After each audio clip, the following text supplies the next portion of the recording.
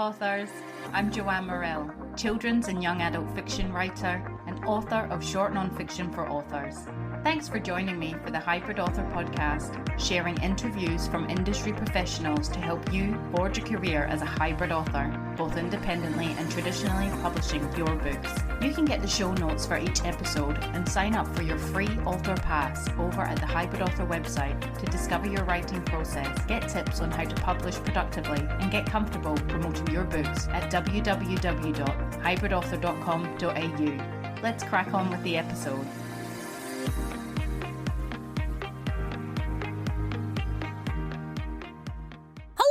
Authors! I hope you're all keeping well in whatever part of the world you reside and listen to the podcast in. Today's interview is with Bernadette Foley from Broadcast Books. And Bernadette has worked in-house and freelance for many of Australia's leading publishing companies, including in the role of fiction and non-fiction publisher at Hachette Australia and Macmillan. And we chat working with industry professionals to publish to a professional standard, using your strengths and working with your constraints when money isn't permitted to self-publish your own books, copyright laws, Bernadette's time and lessons learned in traditional publishing, and her tips for self-published authors.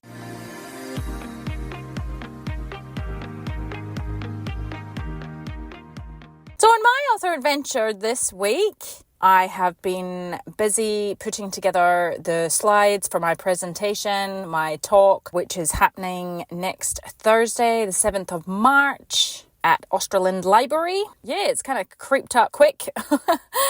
I'm having fun kind of structuring it and putting the information how I want it to be. It's good. So if anybody hasn't heard, the Shire of Harvey Library Services is having their Literacy Festival 2024 next week from the 7th to the 8th of March. The theme this year is Imagine the Possibilities. It's about discovery. And my session is about Discover Roadblocks in Writing with me, Joanne Morrell. So if you are near Australand Library on the 7th of March, it's an evening event, 5:30 kickoff. And yeah, we're just going to discuss roadblocks in writing and afterwards have some cheese and wine, and it's going to be very nice and relaxed and a good conversation. Informative and inspiring, and I can't wait to meet the librarians at the library, connect with writers in Australand, and I'm really, really excited. So I'll tell you a bit about the festival. Libraries Literacy Festival 2024. The Shire of Harvey Libraries are proud to present its Libraries Literacy Festival. The theme for this festival is Imagine the Possibilities. This 2-day event includes a mix of free community events for all ages, creative writing workshops, author talks, and special activities. The festival features an exciting lineup of award-winning authors, including David Wish-Wilson, Josh Langley, Sasha Wosley, Sarah Foster, Christy Byrne, Kylie Howarth, Joanne Morrell, Katie Stewart, and Camille Roche, if I'm saying her name right.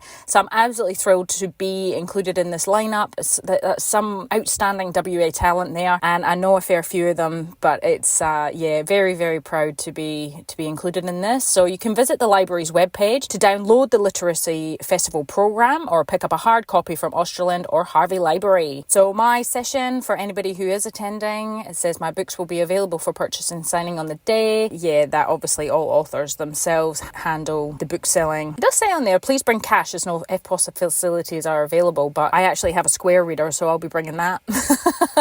And I would do bank transfer services as well. So I'll just quickly tell you, well, the links will be in the show notes for the library events and my event and all that sort of thing to register for these events. But so preparing for the talk is not just me actually putting the presentation together. It is also making a list of the stuff that I have to take down. So Australand, from where I am in Perth, is about 2 hours away. I need to make sure that I've got stock of my books. Obviously something that people will be able to, buy them.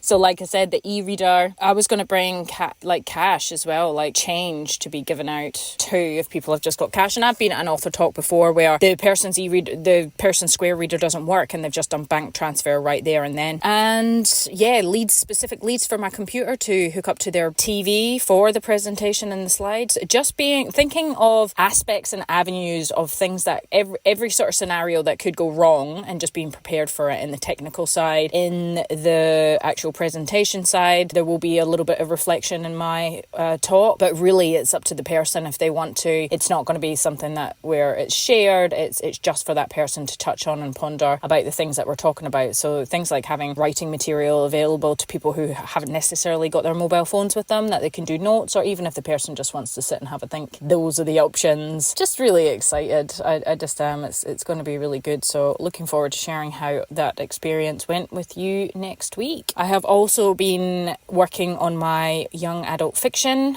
It is told from a boy and a girl's perspective, and it is a love story as well as many other things. So I'm really enjoying starting to write the attraction and stuff between my two main characters, and there's a bit of humour in it, and I'm sort of getting flooded with little scenes and little bits here and there. It's going to be an epic story, I think, by the end. And I attended the Perth Writers Festival over the weekend, and that was very well put together at the State Library. That's the first time I've ever been, with it being held there. Yeah, I thought it was a good venue. Attended one workshop which was with a bunch of authors that I know. They were talking about fantasy, building fantastical worlds, Tara Moss and Meg Caddy, and it was facilitated by Bianca Breen, and it was just incredible. Just a lovely, inspiring session, and I took quite a few notes. And then, I went to another panel that was called Open Mind, Open Book or something like that, and it was sort of touching on the professional and private life of, public figures at this stage. But it was really nice. We had the squibby catch up beforehand, and so it was lovely to see everybody, and just left feeling very inspired. As always, when you attend writing events, that is how to fill yourself up if you are feeling lackluster. And probably a few weeks back, I probably was a little bit, couple of weeks, like with the industry, and I don't know, just sometimes I'm very up and down. I think most people are in the writing industry, and then when you go to an event and it just makes your heart soar again. So the upcoming interview with Bernadette is on publishing to a professional standard, and I just wanted to say that, when in line of the interview, when I cast my mind back to my self-published non-fiction books, and what would it mean to publishing to a professional standard, and obviously Bernadette shares a lot in the upcoming interview, and really interesting points that she touches on that you don't really, I'd certainly never thought about. And I remember, if you're a regular listener of the podcast, you've probably followed when I have talked about these books, and I think it's the episode where I'm five tips for print books through Ingram Spark. I touch on my printing experience there, and obviously working with a third party printer company like Ingram Spark to do my books. And there was a couple of instances where some of the review copies they weren't the right size, the inside matter wasn't correct on the pages, some of the review copies were squint, like there was so much. And I can see why some people just, especially myself, I used to be quite impatient to get stuff out there, but you want to do it right, and you want to do it right first off. You don't want to put it out there and then have it not to the publishing standard it's supposed to be. Because you know what, if you get it right first off, you obviously self-publishing, you can always go back and change it yourself, but if you get it right first off, then that product is there, that you can move on, that's it, done for life, and you've done it justice and you can be proud. So I hope you enjoy the interview coming up with Bernadette, and you'll get some really top-notch professional tips on how to publish to a professional standard.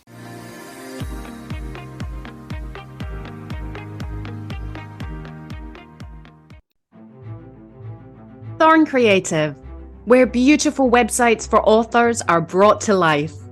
No matter what stage you're at with your writing, your stories deserve a dedicated space to shine. Whether you're just starting out or have a bookshelf full of bestsellers, your website is the hub of your author business, binding everything you and your books offer together. Thorn Creative can nurture all aspects of redesigning your old site or start afresh from the initial design.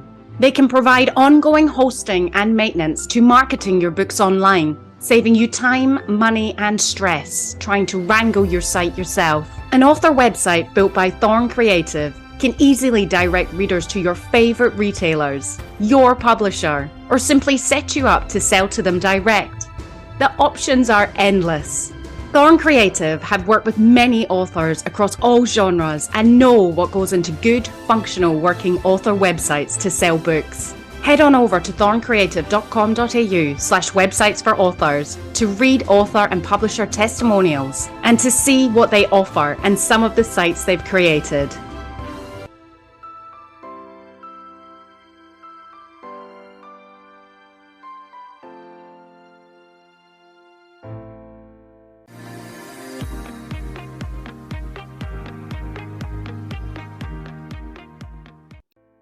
For 30 years, Bernadette Foley has worked in-house and freelance for many of Australia's leading publishing companies, including in the role of fiction and non-fiction publisher at Hachette Australia and Macmillan. Since 2015, she's run Broadcast Books, working directly with writers, assisting and encouraging them to develop their writing skills through individual mentoring and workshops, as well as working with authors to publish their books independently to a professional standard. Welcome to the Hybrid Author Podcast, Bernadette. Thank you, Joanne. Thanks for inviting me on. And I have to say, I could just listen to, even you made my bio sound so beautiful. Your voice is perfect for a podcast. Oh, thank you. Thanks very much. Well, your bio is sings on its own. It's absolutely fantastic. You have had such a career. So take us to the very beginning, why writing and publishing? How did you come into this industry? Absolutely pure luck, completely lucky. I just happened to be I was working as a tea lady while finishing university. I don't think they exist anymore, and it was rare then. And a woman I worked with, her husband was a publisher who was taking very early retirement. So he wasn't really interested in building up his publishing list anymore, but really keen to train somebody. So it was just completely serendipitous. Yeah, that is so cool. I love that story. Yeah. So then obviously, you started there, and did you just jump into different publishing houses as opportunities arose? Yes. When I've worked in-house, which is working within the publishing company, it's always been with the large companies. That wasn't really by design. I really respect the smaller companies in Australia, smaller publishers, but I've worked for, as you said, Mac, Allen and Unwin, Hachette, and just loved it. And I think it's a good thing for people in publishing to move from company to company. Not all the time, but just each company has its own culture, and it's good to experience different ways of doing things. So it hasn't been deliberate to move, but if opportunities arose, then I took them and had an experience in a different type of company, which has been great.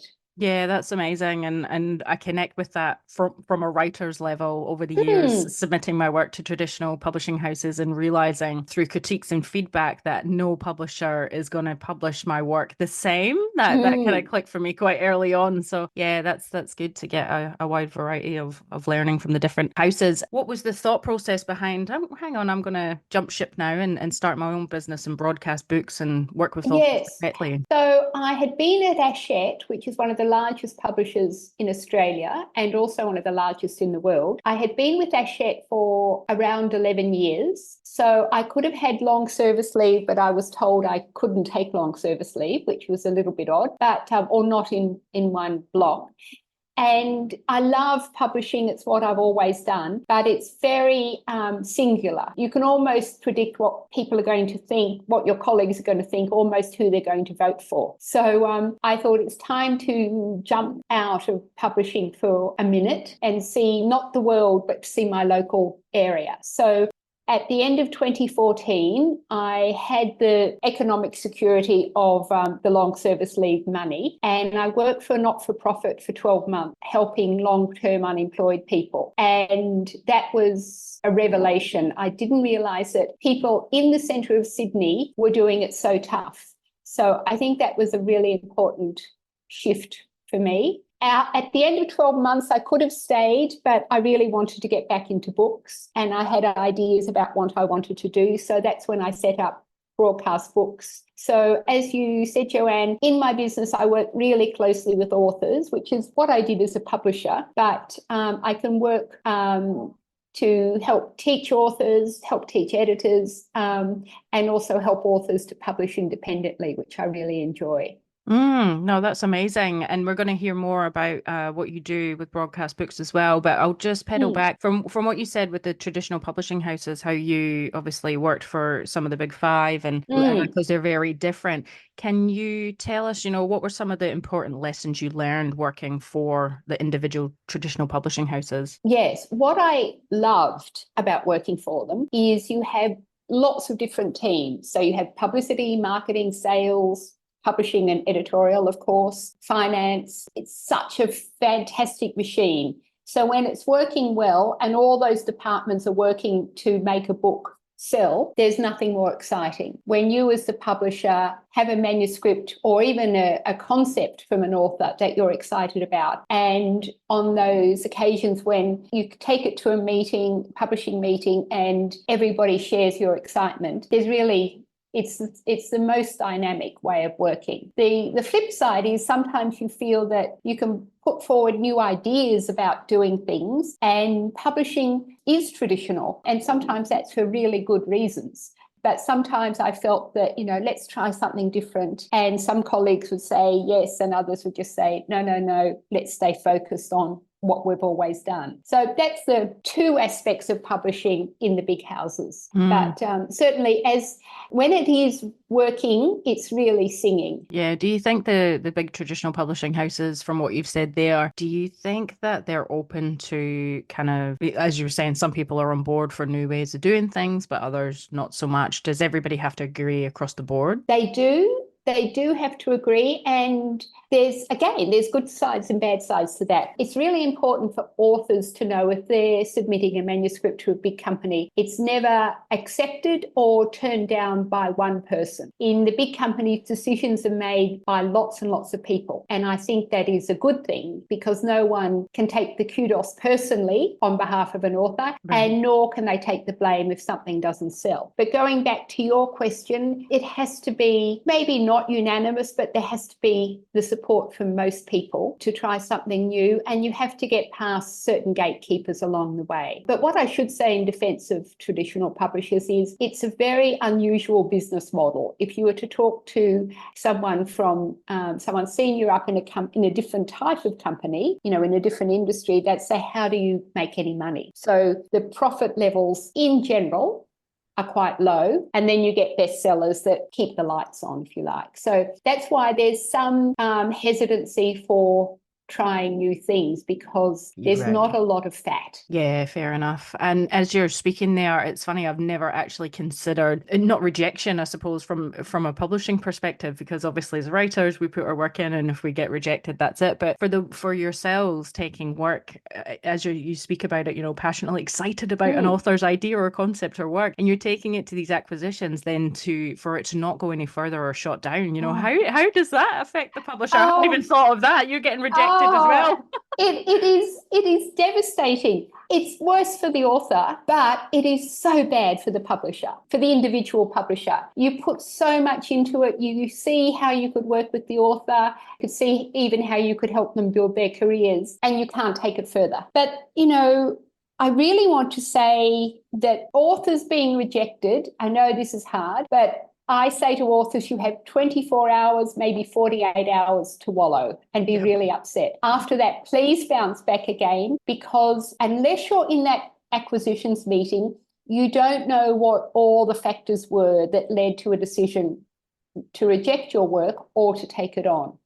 And the quality of the writing is only one part of it. It could be that the publisher has something similar that they're already publishing. It could be that they did something similar 5 years ago and it didn't sell, so they're still cautious. There are so many factors. But when you get through the publishing meeting and you are allowed to make an offer to an author, that phone call is the most glorious thing for a publisher to ring up. Amazing. Yeah, it's like making someone's dreams come true, isn't it? Yeah, Which is amazing. that's right.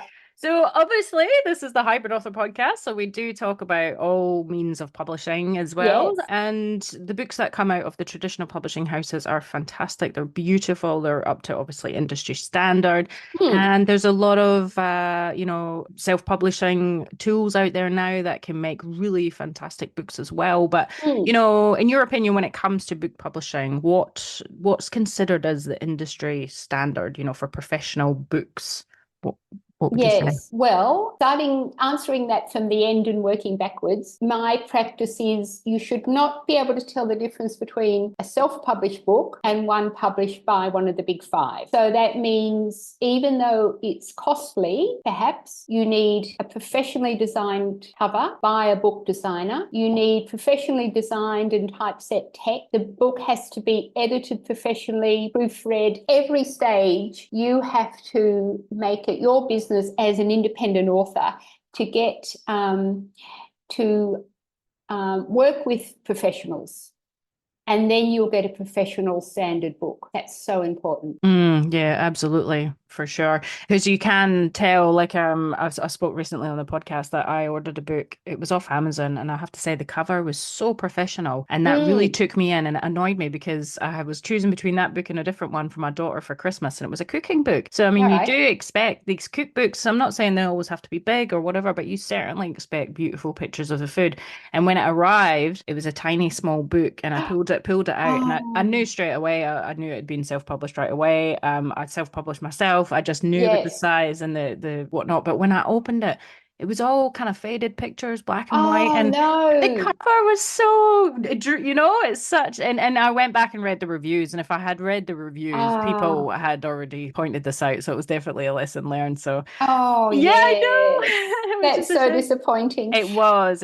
So, I mean, so with publishing to a professional standard, what you've obviously mentioned working with individuals and things. Do you have any tips for authors, looking to publish to that professional standard outside of obviously what you've just shared? How do they find sort of legit individuals? Obviously, there's yourself and that's a very good question. I have a low tolerance level for people who offer services and they don't have the skills to back them up. And that doesn't happen so much in Australia. Unfortunately, it can happen with individuals and companies in UK and America that offer services for independent authors, and they're just not what I consider professional. So word of mouth is brilliant. Go on to a writers group on Facebook and say, has anyone used a good editor? Really, word of mouth is great. The other thing too is look in the acknowledgement pages of books, both self-published books and traditional, doesn't matter. If an editor or a designer or anyone has done a good job, they're often acknowledged by the author. So that's really helpful. And if you pick up a book that is well typeset or well designed, an Australian book, then just open the imprint page, which is the page following the title page, and that should list all the service providers like the printer, the typesetter, the designer. And if you like what they've done in that book, then contact them. So there's some tips. But just going back to that cookbook, one of the concerns for me on behalf of indie authors, and I don't have many concerns because it's really exciting to publish your own book independently, but I am aware that it costs a bit. So let's say you wanted to publish your own cookbook, but you could not afford the good photography, the food preparation, the food styling. Then think, okay, rather than do a bad job, I'm going to have a different approach. I'm going to maybe, instead of photographs, I'll write a 1-paragraph story about when I first tried that dish or something. So work within the constraints that you have and make them into a feature. That's really, really good advice there. Yeah, I haven't heard that put. I don't know. This person seems to, I don't know how he can take the idea either, because it's all, I've seen they've got other cookbooks on there, but it's almost like knockoffs cookbooks from TV shows. Oh dear, that's getting really awful. Well, yeah. I was just like, when it comes to all that, I wonder if he's got copyright. Is he allowed to do this sort of thing? I don't know. Yeah, Joanne, that's a really good point that I haven't mentioned is professional standard also, of course, includes copyright and libel laws.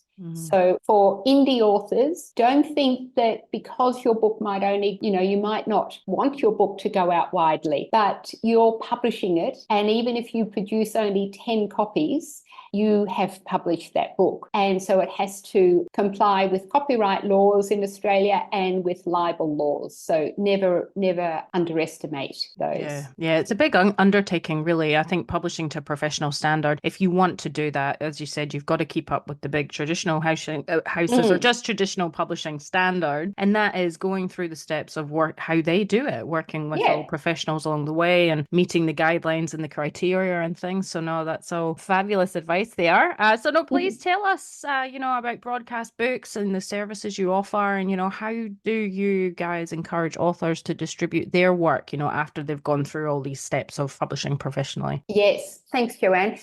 Unfortunately, distribution is the hardest part for an indie author. So at Broadcast Books, we can do everything up to, but not including distribution. We can give advice about how to distribute, but if you want to get your books into every bookshop in Australia and you want to self-publish, that is incredibly difficult. Again, it's working within your constraints. If you have published a memoir, say, and it's very personal, it's well written, it's well produced, but it's very personal, and you might get it into your local bookshop, but you probably won't get it into many others, and you're certainly unlikely to get it into the airport bookshops. So think laterally and think, how else can I sell this book? If it's a memoir, you've done a lot of research possibly, or you've used the practices of memoir writing. Can you give a talk about not only your book, but the process of writing and researching it in your local library and sell copies there? So what I like to do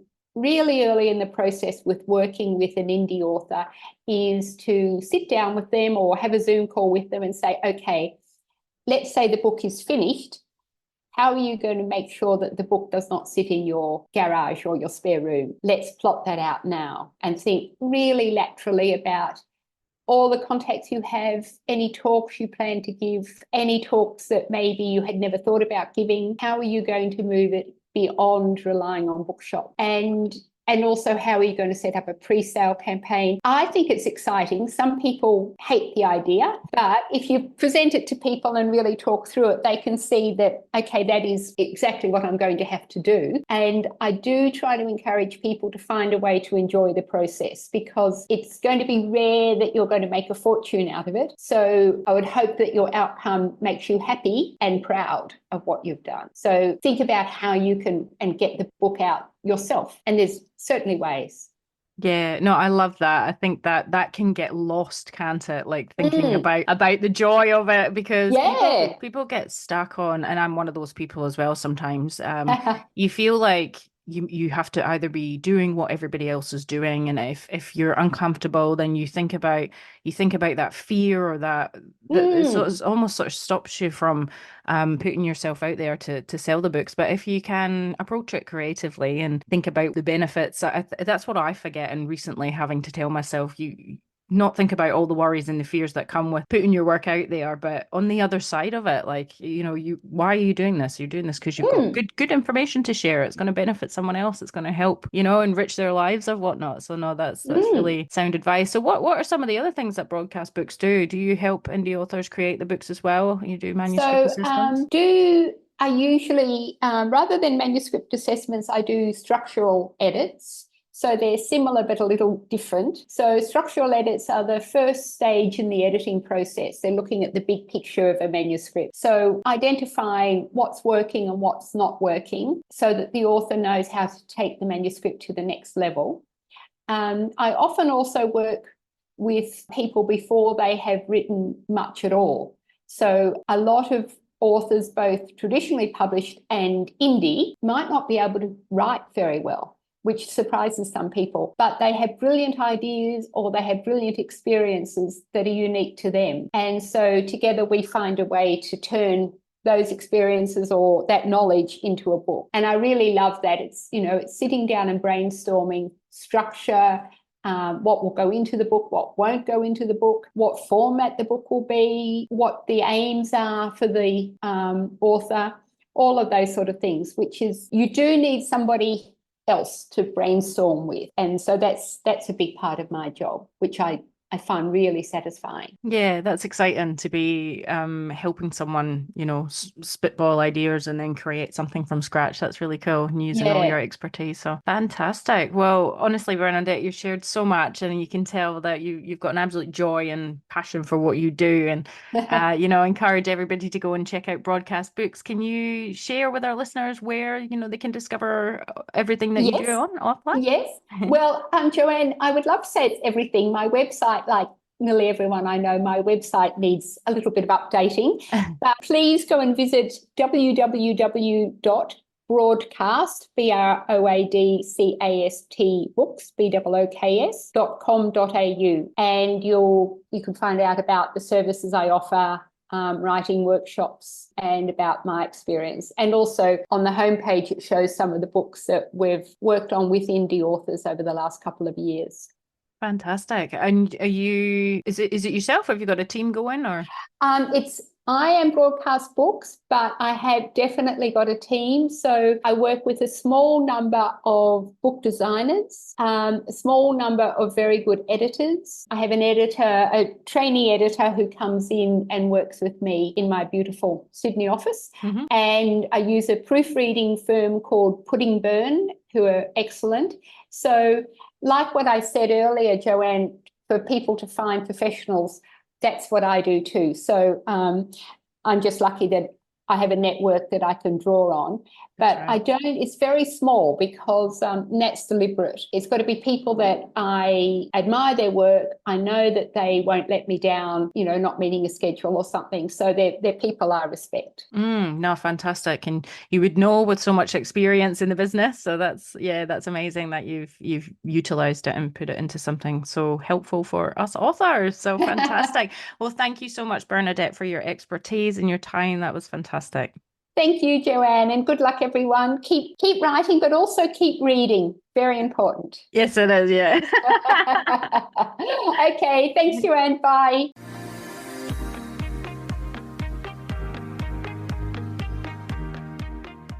So there you have it, folks. The brilliant Bernadette from Broadcast Books. And as you heard, Bernadette is a dynamite in her field. She's a wealth of knowledge, professional, and she has tons and tons of experience. So if you are looking to self-publish your work, you're in Australia or whatnot, head on over to Broadcast Books. Links in the show notes. Next time on the Hybrid Author Podcast, we have children's author Callum Greenall. And he's chatting to us on balancing energy and focus to write a full manuscript while raising a family. I wish you well in your author adventure this next week. That's it from me. Bye for now. That's the end for now, authors. I hope you're further forward in your author adventure after listening, and I hope you'll listen next time. Remember to head on over to the Hybrid Author website at www.hybridauthor.com.au to get your free author pass. It's bye for now.